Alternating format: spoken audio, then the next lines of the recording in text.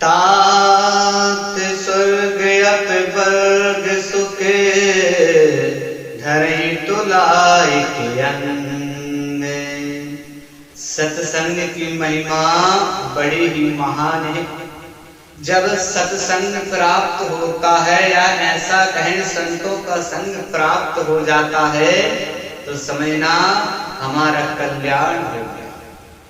समझना उस परमात्मा की बहुत बड़ी कृपा हो गई। बोली राधे राधे। हरि व्यापक सर्वत्र समाना प्रेम से प्रकट होय में जाना। भगवान तो प्रेम रूपी मंदिर में निवास करते हैं। अब आपके ऊपर है आप किस प्रकार से उस परमात्मा को पाना चाहते हैं। जब आप अपने हृदय को अपने इस मन मंदिर को पावन और पवित्र कर करके रखोगे ना तो भगवान अवश्य आपके हृदय में निवास करेंगे। ध्रुव जी को देखो, अंत में सत्संग प्राप्त हुआ। सत्संग की कृपा से ध्रुव जी को ध्रुव लोक की प्राप्ति होगी। जो सप्त ऋषि भी तरसते हैं ऐसे लोग को पाने के लिए उस सत्संग की कृपा से आज ध्रुव जी के लिए प्राप्त हो रहा है। बोले राधे राधे। ध्रुव जी की कथा आप लोगों की विस्तार से कल श्रवण कराई थी मैंने। अब आज भगवान की दिव्यमयी कथा का रसपान करेंगे। आगे चल करके यही ध्रुव जी महाराज के वंश में इनके पुत्र उत्कल हुए। उत्कल के पुत्र श्री अंक हुए और अंक महाराज के पुत्र कौन? बैन कहलाए। देखो इतने बड़े राजा के पुत्र हैं और इनको भी राजपाट भी समान्य लगे हैं। बड़े उद्दंडी हैं, बड़े दुष्ट हैं। एक कौन? राजा बैन। रूप यौवन संपत्ति और बड़ा पद मिल जाना, इसके साथ में अगर इंसान के पास विवेक ना हो ना तो वो इंसान ज्यादा देर तक अनर्थ किए नहीं रह सकता। वो कुछ ना कुछ गलत कार्य अवश्य करेगा। इसीलिए धन संपत्ति यौवन एवं ऊंचा पद, इसके साथ में विवेक होना बहुत जरूरी है। विवेक कैसे प्राप्त होगा? विवेक होगा सत्संग के द्वारा। जब आप भगवान के कीर्तन में बैठोगे, भगवान का भजन करोगे ना, एक घड़ी आदि में पुनिया तुलसी संगत साधु की हरे कोटि अपराध। जब एक घड़ी आप भगवान का भजन करोगे या आधी घड़ी भगवान का भजन करोगे तो अवश्य तुम्हारा कल्याण हो जाएगा। देखो कलयुग में पापों का प्रायश्चित करने के लिए सबसे सरल और उत्तम साधन क्या है? हरि नाम संकीर्तन। नाम संकीर्तनम यस्या सर्व पाप प्रणाशनम। जब आप हरि नाम संकीर्तन करोगे तो 1000 गुना फल प्राप्त होता है। कीर्तन करने से, जो यज्ञ अनुष्ठान करने से फल प्राप्त होता है हमारे लिए, वो केवल कीर्तन करने से हमें प्राप्त हो जाता है।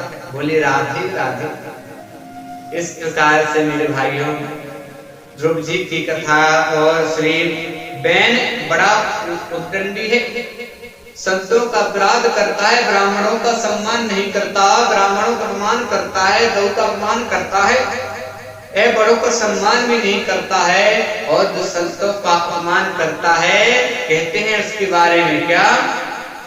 यदा देवेषु वेदेषु गोषु विप्रेषु साधुषु धर्मे मयि च विद्वेषा सवा आसु विनश्यति।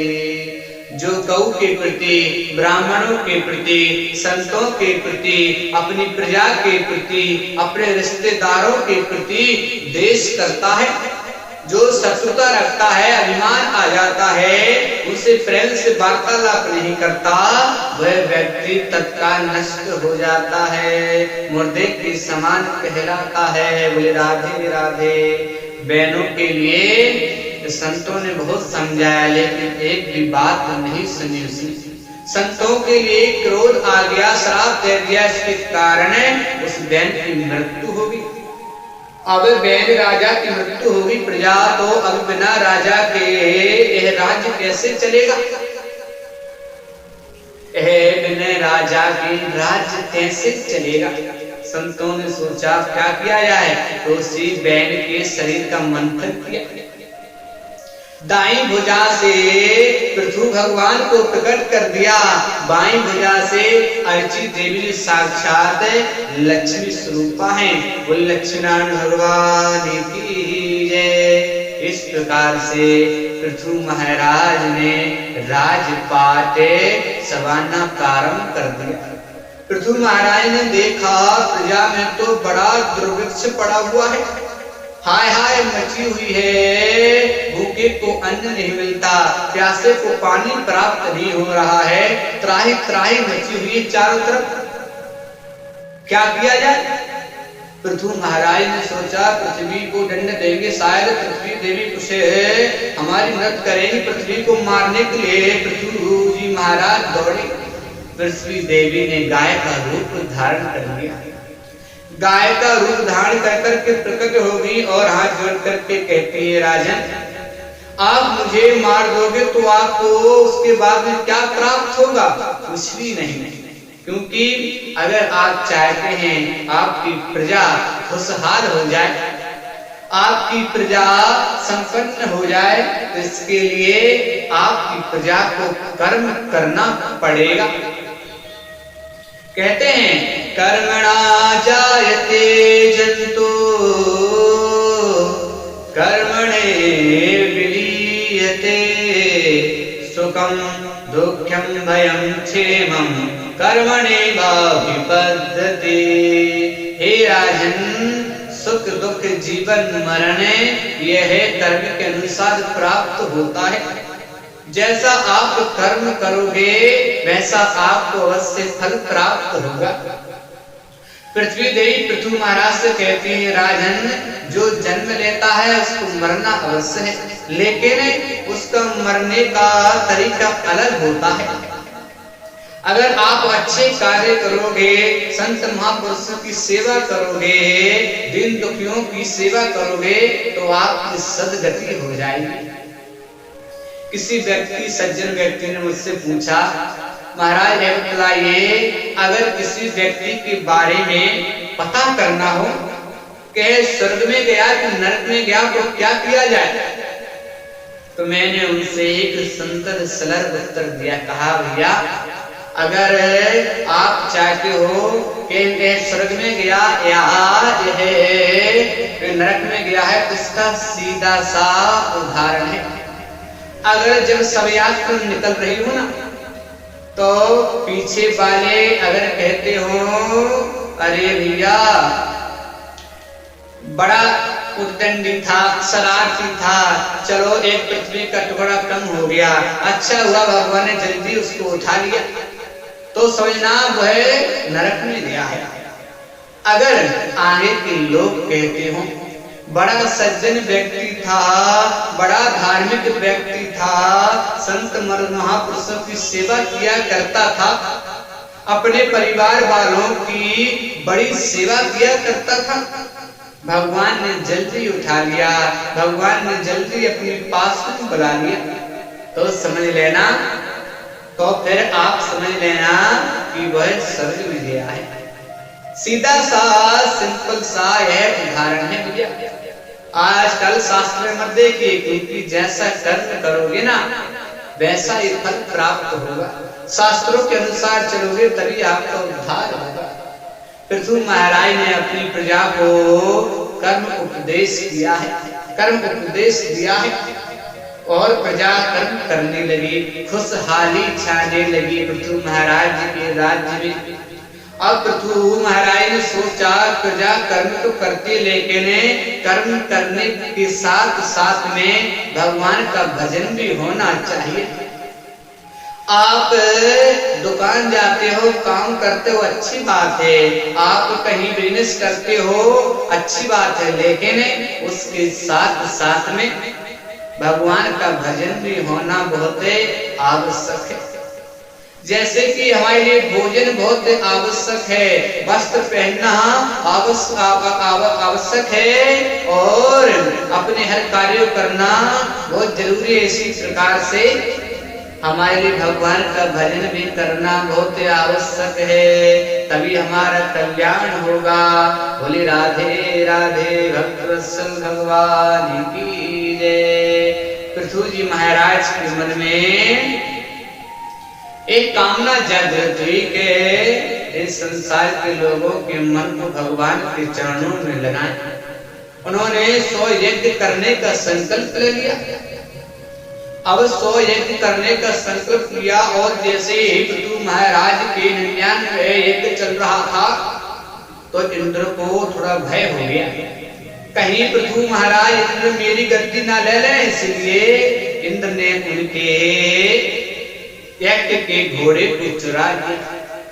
पृथु महाराज को पता चला तो उन्होंने कहा अब मैं 100 यज्ञ ही नहीं करूंगा, मैं ऐसे यज्ञ करके क्या हासिल कर लूंगा, ऐसे किसी के लिए तकलीफ हो। देवराज इंद्र आपको नमस्कार करता हूं, मैं यही पर 99 यज्ञ संपन्न करके आगे यज्ञ नहीं करूंगा।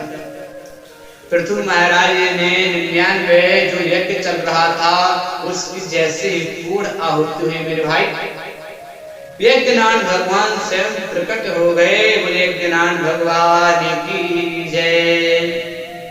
यज्ञनाथ भगवान की स्तुति की प्रणाम किया पृथु महाराज ने, और पृथु महाराज के लिए यज्ञनाथ भगवान ने आशीर्वाद दिया।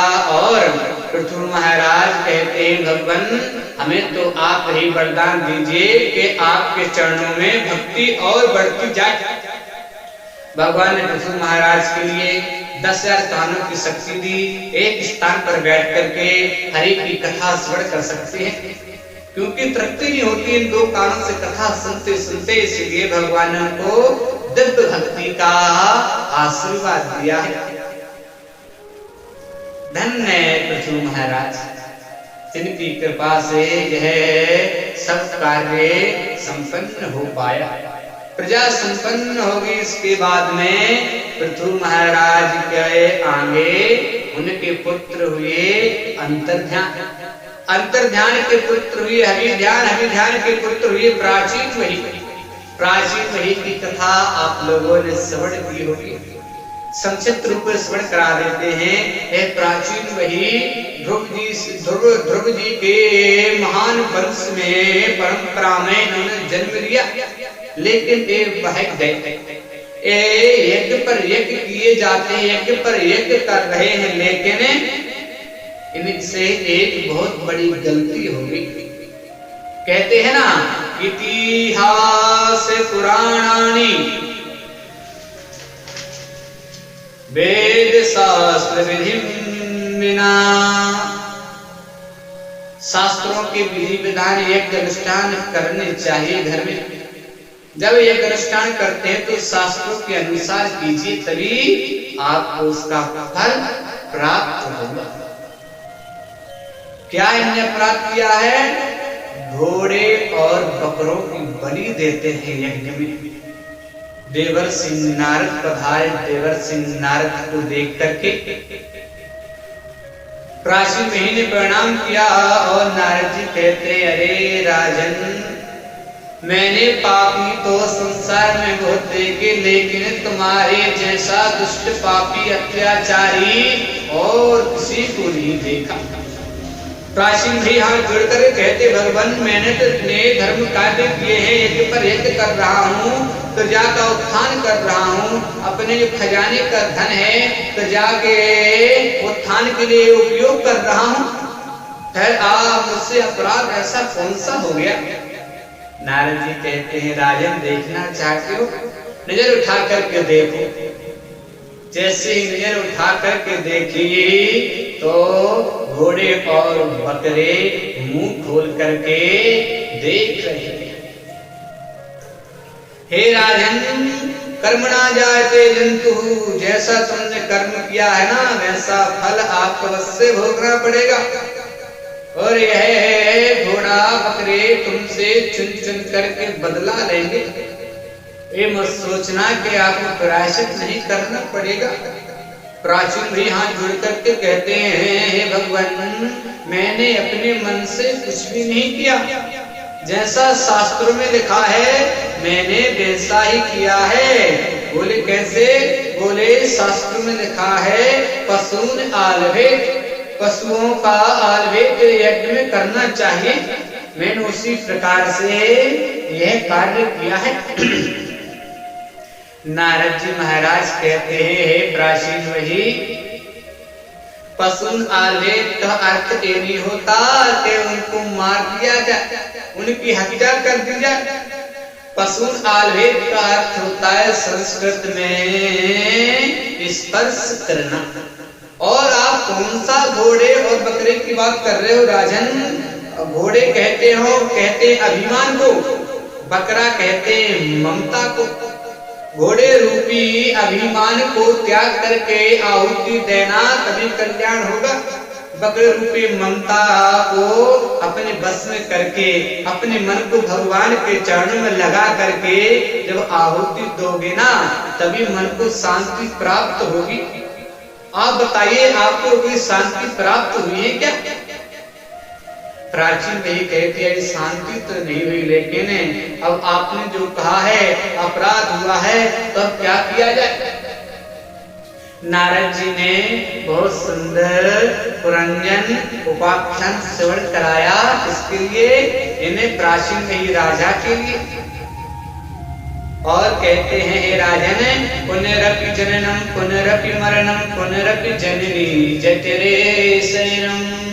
अगर आप बुरा कर्म करोगे तो बार बार पृथ्वी पर आपको जन्म लेना पड़ेगा, बार बार पृथ्वी पर गिरोगे और फिर दोबारा गलत कार्य करोगे तो दोबारा फिर जन्म लेना पड़ेगा। इसीलिए जन्म मिला है मनुष्य का तो क्यों ना हरि का भजन कर ले। हरि का भजन करो, हरि हैं हमारे। जब आप भगवान को अपना मान लोगे, सर्वस्व मान लोगे तो तुम्हारा अवश्य कल्याण हो जाएगा। हे प्राचीन वही, ईश्वर अंश जीव अविनाशी। हे राजन, ईश्वर अंश जीव अविनाशी, चेतन अमल सहज सुत राशि। जब आप सारी सृष्टि को परमात्मा का स्वरूप समझोगे, परमात्मा का रूप मानोगे, तब तुम्हारा कल्याण होगा। हरि व्यापक सर्वत्र समान। हरि को हर चीज में खोजने का प्रयास करो। छोटी सी चींटी के अंदर भी वह परमात्मा निवास करता है, बहुत बड़े हाथी के अंदर भी परमात्मा निवास करता है। बिल्ली, कुत्ते, इंसान, पशु, जितने भी जीव जंतु हैं उनके अंदर परमात्मा का निवास है। प्रकृति भगवान की सुंदरता दर्शाने के लिए सुंदर सुंदर पक्षी विचरण करते रहते हैं, लेकिन आजकल के लोग तो देखो उन पक्षियों को पकड़ करके खा लेते हैं। आप बताइए उनका कल्याण कैसे होगा?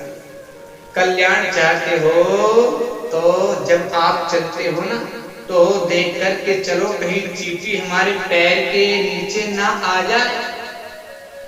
इसीलिए हर स्थान में हर जगह भगवान के दर्शन करो। इस प्रकार से नारद जी महाराज ने पुराने उपाख्यान श्रवण कराया और सीधे बद्रीनाथ धाम की ओर चले गए। आगे पृथु महाराज के वंश का वर्णन आता है। उनके पुत्र हुए आग्नीद, आग्नीद के बेटा हुए नाभि और नाभि के पुत्र हुए कौन? श्री ऋषभदेव जी महाराज। ऋषभ देव जी के 100 पुत्र थे। एक दिन ऋषभ देव जी ने अपने पुत्रों से कहा, यह शरीर नाहम दे दे भाजम रोके, यह शरीर मिला है भगवान का भजन करने के लिए, भगवान का चिंतन करने के लिए, संतों का सत्संग श्रवण करने के लिए, संत महापुरुषों की सेवा करने के लिए। अरे पुत्रों, यह शरीर केवल काम वासना संसार में पड़े रहने के लिए नहीं मिला, यह शरीर मिला है भगवान की प्राप्ति करने के लिए। और जब आप अपने आप को भगवान के चरणों में समर्पित कर दोगे ना, तो अवश्य कल्याण हो जाएगा। ऋषभ देव जी ने अपने पुत्रों के लिए बहुत सुंदर उपदेश दिया है। तत्काल उनके 99 पुत्र वैराग्य को प्राप्त हो गए, जंगल में जाकर के समाधि लगा करके बैठ गए। बड़े पुत्र हैं भरत जी महाराज। भरत जी को राजपाट सौंप करके ऋषभ देव जी वन में चले गए और भरत जी महाराज बहुत सुंदर से राजपाट संभाल रहे हैं। एक दिन भरत जी महाराज के अंदर भी वैराग्य जागृत हो गया। अब भरत जी ने भी अपने पुत्र सुमति को राज गद्दी पर विराजमान कर दिया और स्वयं वन में जा रहे भगवान का भजन करने के लिए। गंडकी नदी पड़ती है नेपाल में, वहां पर सालक राम भगवान प्रकट होते हैं। उसमें आप तुलसी का पौधा डालोगे तो सालक राम जी उसमें चिपक करके बाहर आ जाते हैं। वे राधे राधे। वहां पर भरत जी कंठ तक जल में खड़े होकर के ओम नमो भगवते वासुदेवाय इस मंत्र का जाप करने लगे। नित्य प्रतिदिन 200 माला 150 माला इस प्रकार से बहुत भगवान का भजन कर रहे हैं। लेकिन एक दिन भजन करने के पश्चात उनके जैसे ही नेत्र खुले। अब नेत्र खुले तो उनके नेत्रों के सामने उनको एक दृश्य दिखाई दिया। क्या? बोले एक हिरणी जलपान करने आई थी वहां पर। अब जैसे जलपान कर रही थी तो एक शेर की आवाज सुनाई दी उस हिरण के लिए। उस हिरण ने शेर की आवाज सुनी, भयभीत होकर के वह जल्दी जल्दी भाग रही थी उस नदी को उस पार करने का प्रयास करने लगी। गर्भवती थी वो हिरणी और बीच रास्ते में बीच नदी में तो उसके बच्चे ने जन्म ले लिया।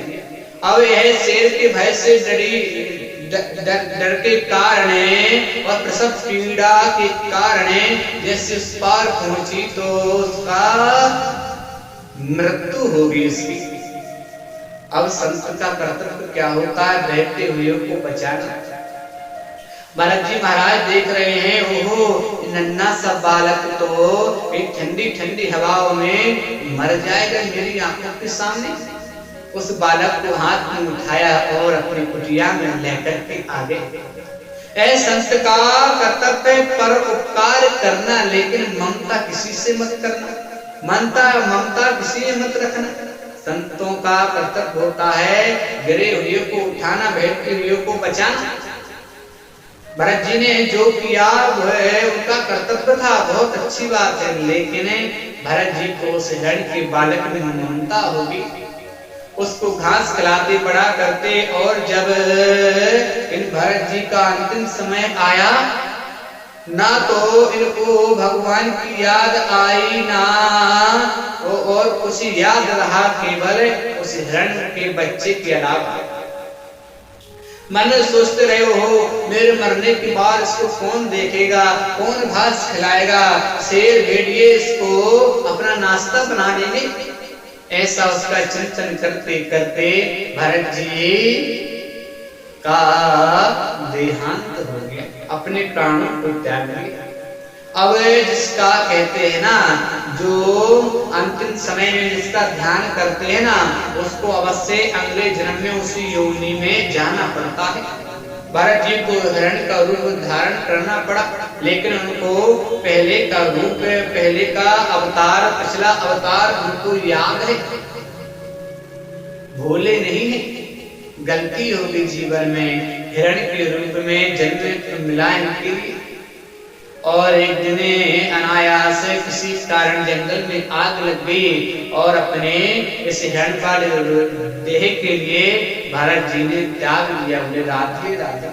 भगवान की तीसरी बार बड़ी कृपा हुई भरत जी के ऊपर। एक आंगिरस नाम के ब्राह्मण देवता के यहाँ इनका जन्म हुआ।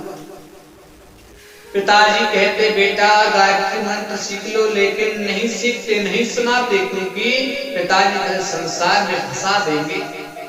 घर परिवार वाले कहते हैं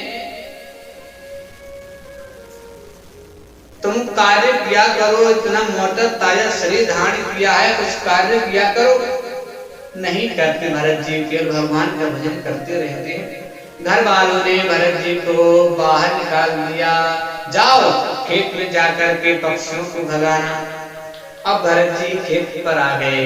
खेत पर बैठ करके वो तो गुनगुनाने लग गए, क्या? राम जी की चिड़िया, राम जी का खेत, खाओ रे चिड़िया भर भर पेट। अब उनके भाइयों ने देखा, ओहो देखो तो ये तो पक्षी भगाने के लिए बैठा रहा, लेकिन ये तो पक्षियों को और बुला रहा है दाना खाने के लिए। वहां से भी लाठी मार करके भरत जी को गांव से बाहर निकाल दिया। अब भरत जी जंगल में जा रहे थे भगवान का भजन करने के लिए। वहां पर भीलों ने भरत जी को पकड़ लिया और भरत जी को माता काली के सामने उनकी बलि देना चाहा। तो काली माता ने स्वयं प्रकट होकर के भरत जी की रक्षा की है। इसके बाद में भरत जी वहां से करते करते आ रहे थे, रास्ते में राजा रघुगढ़ से मिलन हो गया। एक यहाँ संवाद आता है राजा रघुगढ़ भरत जी का। उस भरत जी महाराज ने राजा रघुगढ़ के लिए आत्मबोध का उपदेश दिया है। बोले राजन, तुम भी इस पृथ्वी के टुकड़ा हो, मैं भी इस पृथ्वी का टुकड़ा हूँ, और जो इस पृथ्वी पर जन्म लेता है उसको एक ना एक दिन तो मरना ही पड़ता है, क्योंकि मृत्यु एक हमारी सगी बहन है। इस प्रकार से भरत जी महाराज ने बहुत अद्भुत प्रसंग, बहुत अद्भुत उपदेश दिया है राजा रघुगढ़ को। अपने पूर्व जन्म की कथा बतलाई और कहा राजन, ये सब छोड़ करके भगवान का भजन करो तभी कल्याण होगा। और भरत जी के सुंदर उपदेश को श्रवण करके राजा रघुगढ़ ने सब भेष आभूषण उतार दिए, सिंपल सादे पीले वस्त्र पहन करके नंगे पैर जंगल में चला गया भगवान का भजन करने के लिए। बोले भक्त वत्सल भगवान की जय। हमारी इस भारत भूमि पर 3 भरत हुए, जिनके कारण इस भूमि का नाम पड़ गया भारत। कौन कौन से? बोले पहले भरत हुए हैं कैकेयी कुमार श्री भरत, दूसरे भागवत जी के ज्ञानी भरत और तीसरे शकुंतला नंदन श्री भरत। इसीलिए हमारे ये भारत भूमि कर्म प्रधान है। कर्म प्रधान विश्व रचिरा, जो जस करे सो तस फल चाखा। जैसा आप कर्म करोगे वैसा ही फल मिलता है। इस भारत भूमि पर बड़े बड़े लोग तरसते हैं इस भारत भूमि पर जन्म लेने के लिए, लेकिन जब आप अच्छा कर्म करोगे तभी इस भारत भूमि पर आपको जन्म प्राप्त होता है। आगे चल करके सुखदेव स्वामी ने राजा परिषद के लिए 28 प्रकार के नरकों के बारे में बतलाया है। दक्षिण दिशा में 99,000 योजन की ऊंचाई पर 28 प्रकार के नरक हैं।